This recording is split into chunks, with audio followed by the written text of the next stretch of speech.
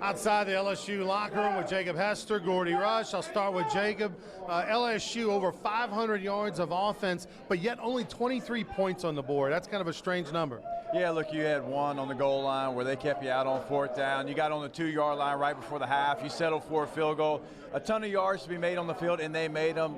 You'd like to see those be turned into touchdowns. You threw an interception on the goal line as well, but look, they did what they had to do. They stayed on the field, and look, they wore Auburn's defense down. Those guys were on the field for 90-plus plays, and you saw them get tired in the middle of the game. LSU was able to run the ball because of that as well. Clyde Edwards-Helaire. I won't look into the camera this week, but Clyde Edwards-Helaire had another big game. Gordy, talking about Clyde, over 130 yards rushing. This was as physical a football game as you'll see, wasn't it? I think it's the best defense that LSU is going to face this year. I think Auburn's better, more complete than what Florida is. And a great job, again, of LSU and Joe Burrow. Taking what the defense is going to give them, recognizing at times they were playing coverage, and the best option was to run Clyde. And what that did, as JaCoby mentioned, it wore Auburn down. I mean, Kevin Steele had to sub those big uns. You know, all those big uns with the single-digit numbers, Davidson, Brown, and Big Cat had to get him in and off the football field. In the second half, LSU was able to control, I think, the football game because they were able to run the ball.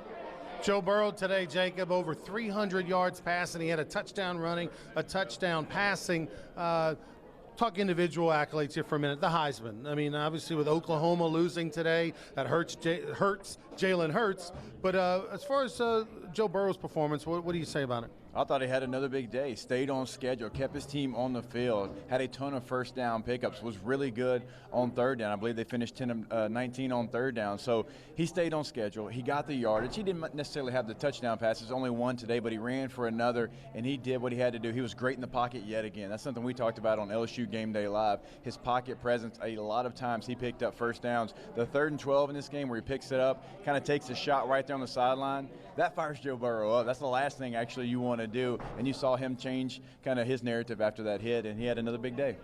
Gordy, about LSU's defense. I mean, obviously they gave up 20. They had that garbage touchdown kind of late when they had the 10-point lead, and they loosened up a little bit. But overall, your takeaway on LSU's D? Oh, the defense was fantastic. 280 yards total offense. Let's throw 80 of them out. We're garbage, in my opinion. You give up the touchdown after the Stingley fumble, and then you give up the cheap one. I thought they were fantastic. They really were aggressive and kept Nix throwing off his back foot. How about Dave Aranda called a whale of a game? LSU now with 2 weeks off to prepare for what will be probably the game of the century, part due, right?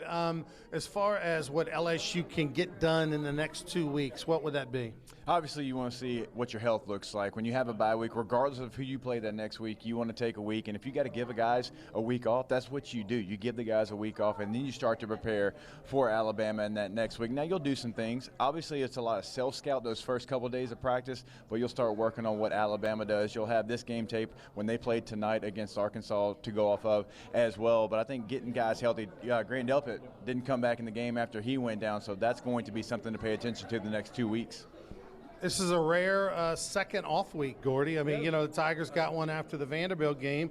They get one this time around. What would you like to see LSU do, and I guess preparation for Alabama, what would they do? Well, I think as JaCoby talked about, you want to get healthy, but I think there's enough the last 2 weeks, I think, offensively, that you want to get back to being crisp. You played two good defenses, two good defensive coordinators, but some of it was on LSU. So I think just getting back to the execution level that we saw early in the season. Granted, it was against easier defenses, but I think there's some things that LSU could do to clean up.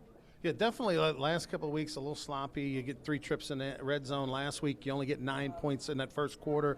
You had some red zone issues this time around. You had some special teams issues the last couple of weeks that have popped up. So an opportunity there, right? I think the one thing I would work on when you look at this offense, really the only negative that I can find is short yardage situations and on the goal line. You know, maybe they change that up. Maybe they do go under center. Maybe they run some type of a power scheme or whatever that might be. That's really, if you're nitpicking, that's the one thing you could point at. You know, maybe you switch up some personnel, but right now you want to turn those into touchdowns because you don't want to run the ball 4 straight times and not be able to get in. So if you're nitpicking, I think that's something they'll work on during the bye week.